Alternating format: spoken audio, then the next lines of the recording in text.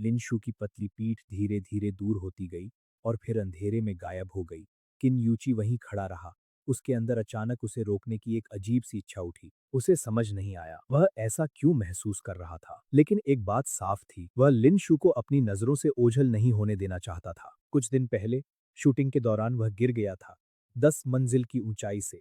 उस हादसे के बाद सब कुछ बदल गया। होश खोने के उस पल में उसने एक अजनबी को देखा, एक पतला खूबसूरत आदमी जिसकी आंखों में अजीब सी लालिमा थी। उसके बाद से हर रात वही चेहरा उसके सपनों में आता रहा, अधूरे टुकड़ों की तरह, लेकिन हर बार और साफ। 2 दिन पहले उसने सपने में खुद को कहते सुना, लिनशु भागो मत, और तभी उसे नाम पता चला। क्या यह सिर्फ सपना था या कोई अधूरी कहानी?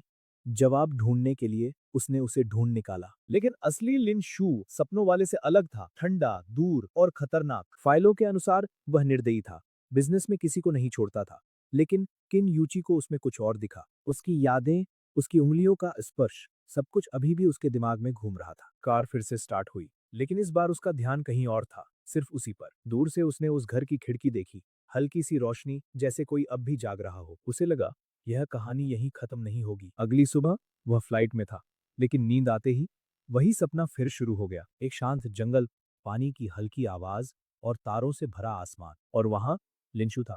इस बार अलग, नरम, रहस्यमय, जैसे किसी और दुनिया का हिस्सा हो। क्या तुम्हें यहाँ अच्छा नहीं लग रहा?